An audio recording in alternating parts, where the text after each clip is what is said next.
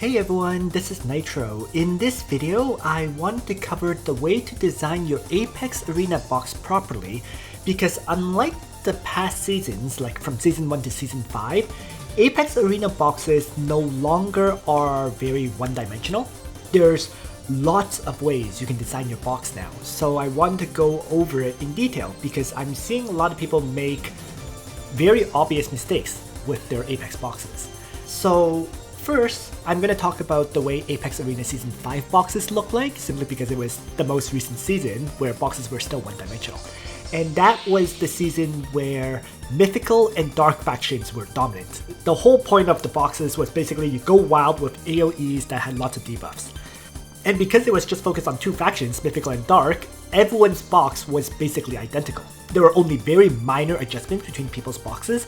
For example, maybe you might have had Hiei in your box, maybe you've had Rachel in your box because Rachel gets buffed by Landius, and maybe you would have had Rene in your box because Rene is part of both Yeles and Dark, and she applies a lot of debuffs with her AoEs as well. The overall basic design of boxes at that point was more or less you have 2 tanks, 3 healers, around 8 AoE damage dealers, and then 2 other heroes. In the example box on the left, I have Zerda and Deedlit as my extra heroes. Zerda as an assassin, and then Deedlit as a gospel provider and potential backup single target striker.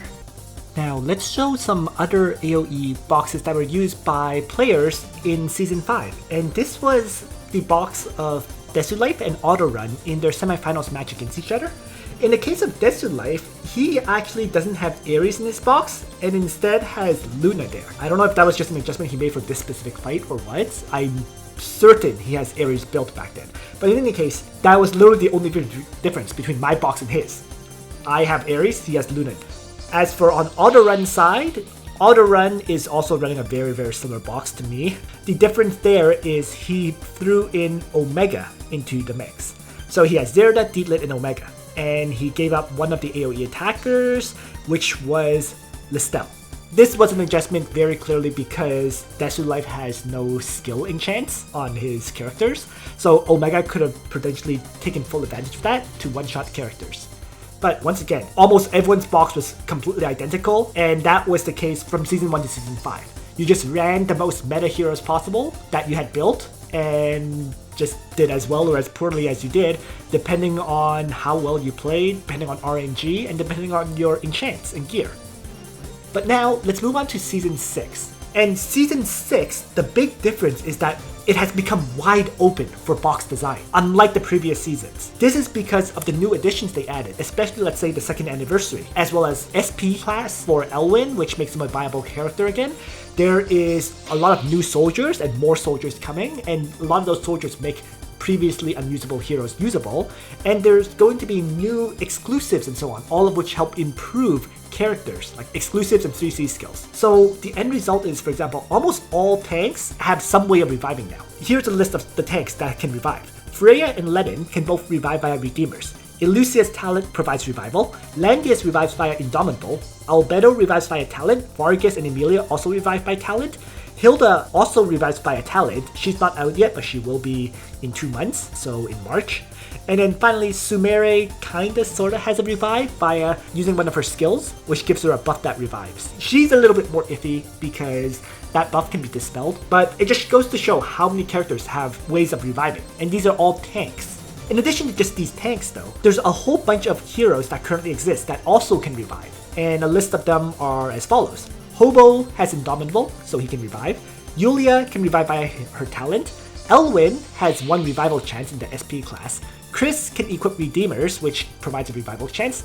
Ashram can revive possibly twice via the skills that he brings. Shalinka has a talent revival, and Virash has a sort of revival chance. Well, he revives multiple times, but he then explodes on death after a certain number of turns. All these DPS characters can also revive. That's the whole point. So, because so many characters can revive, killing them off once may not necessarily be the way to deal with enemies anymore.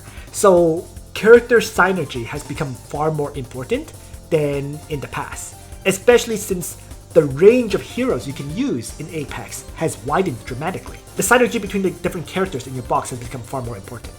And broadly speaking though, what you really need to decide on is the factions that you'll play, as well as the overall theme of your box. So by theme, I mean things like, are you going to choose to play single target counterattack, single target assault style, an AoE assault style, or like a regular AoE kind of box.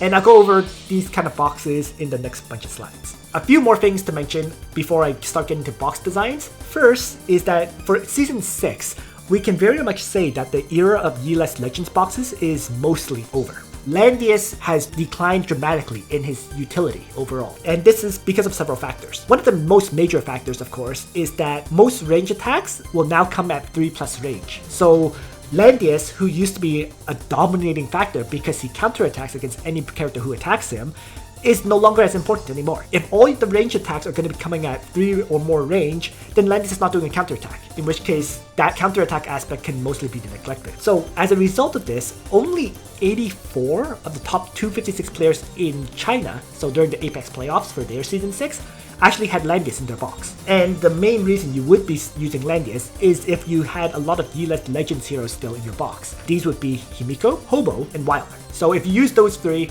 maybe add in a few more Yeeless Legends heroes still, then you would probably use Landius. But if you're not using Yeeless Legends heroes anymore, then there's very little reason to bring Landius. On the left, I'm showing the 3 banners that are being released during Season 6. The first one is going to be coming in the month of February, which has Mariel and Lolly Jessica. In March, we're going to be getting Werner and Hilda. And then in April, there is Himiko and Wataru. The main point though is that the first 2 banners are all reincarnation heroes. Augury of Light is also Legion of Glory heroes, but they are also part of reincarnation. And then the 3rd banner has, well, Himiko is Yeeless Legends, and Wataru doesn't see that much use. So overall, because of the addition of all these new heroes, what we're seeing is the rise of the Reincarnation faction as well as the rise of the Glory faction. Glory is also becoming popular in large part because SP Elwyn, after all, can bring a Glory faction buff, and he pretty much appears in everyone's box. Hilda is a Reincarnation tank that faction buffs, so in other words, if you use all 4 heroes of the first 2 banners, then Hilda will be buffing up everybody there. Also worth mentioning is that critical hit assassins such as Hiei will become more and more useless. And this is because Hilda, her talent will prevent 1 crit hit in battle. And this crit hit prevention effect has a cooldown of 1 turn. In other words, Hiei, which very much relies on landing a crit hit on enemies, if that crit hit is prevented, he's not doing anywhere near as much damage as he should. So he's going to struggle to one-shot characters. On the whole, what you're going to see is the number of assassins that are used will be reduced, and it's mainly reduced down to using Zerda, to using Sigma in his SP class, and to using Illustria, who is not really an assassin, but an archer instead. So, let's talk about some of the basic concepts with regards to box design. First of all, AoE is more friendly for newer players, because the only soldier you have to build for AoE is the soldier to use for your tank. Everyone else, if they're running AoEs, soldiers will not be that important. By comparison, if you run single target, your training ground better be upgraded, and your soldiers, like the specific soldiers your hero needs, need to be upgraded too. For example, a simple factor is, don't run single target if your soldiers only have plus 40% attack, when they can potentially have 70%. And actually, with the 2nd anniversary, that attack value increase can now be raised to 80% attack increase. Soldiers becomes very, very important for building for single target boxes. And here is an example of one. For the very first example, I am going to use Illustrial bringing Bone Dinos with a faction buff from Ledin against Bozo, who also has his faction buff on Crystal Warlocks. So, Bone Dinos have an extreme amount of attack with 1,358 due to benefiting from an attack increase of 45%. So let's have my Illustrial use Emerald Crusher on Bozo and see what happens. So, very quickly, Illustrial, although she died herself, her soldiers kill off the Crystal Warlocks, and then she herself kills off Bozo. So that's the first example. Now in this second demonstration, I have Illustrial once again with faction buff from Ledin facing off against Bozo once more, but this time around I'm bringing Demon Hunters. And the Demon Hunters have a mere 723 attack compared to the Bone Dinos. because they don't have any kind of attack increase from their own personal talent effect. So if I have her use Emerald Crusher on Bozo, what happened there is I actually died without killing off Bozo. This is because the Demon Hunters don't do enough damage to the Crystal Warlocks. So Illustrial herself has to waste multiple strikes on the Crystal Warlocks, and then she doesn't have enough strikes to finish off Bozo. And this is despite the fact that Bozo actually has a minus 20% defense debuff from the Demon Hunter's ability. And it's noteworthy to say as well that in this situation, both of my training grounds, so my Cavalry training ground has a 70% attack increase, and my Archer and Assassin training ground similarly has 70%. So this is a clear difference of soldiers having a major impact on the battle. So in that example I just provided, it just shows how important soldiers are. If your soldiers can kill the enemy soldiers, you will be able to one-shot the enemy hero. If your soldiers can't kill the enemy soldiers, then your one-shot will fail. And in addition to the soldier builds, it's also very important that your gear has proper enchants on them. So if you're running single target, your single target characters, their enchants should be in the plus 30 to 35% attack or increase range. And the 35% comes from you having 15% on the weapon, 5% on the armor, 5% on the helm, and 10% on the accessory. That adds up to a total of 35% attack or int increase overall. You can get higher. For example, maybe you got extremely lucky and you rolled something like plus 15% int and then plus 24 int on the weapon. So you got a percentage increase as well as a stat increase. But that's hoping for extreme luck. Realistically speaking, it's just all your characters should be in the 30 to 35% attack range. I actually have lower than that. Like some of my characters are actually running 27% attack or so. But you have to kind of figure it out, know if what your character can kill and cannot kill. By comparison, if you're running a counter-attack style box, then your characters need to tank the enemy strikes. Like they may be enemy AoE hits, they may be enemy single target strikes. So you might want various characters to have enchants with hit points, defense, and magic defense increases. So I have a stat increase, for example, on one of my best equipment.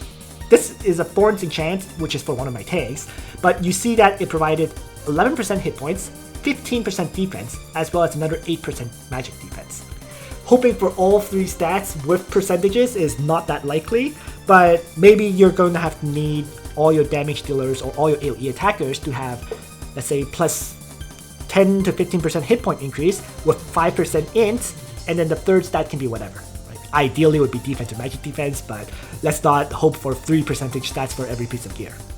So this is just to give you guys an idea of what kind of enchants you need and what you should aim for. For example, I know B-Guy has gone full offensive on his enchants. So most of his enchants don't provide hit point increases, but almost all his characters have plus 35% attack or int. And then whereas me, my attack or int increase tends to hover in the 27 to 30% range for almost all my heroes, but they almost all have good hit point increases for survivability.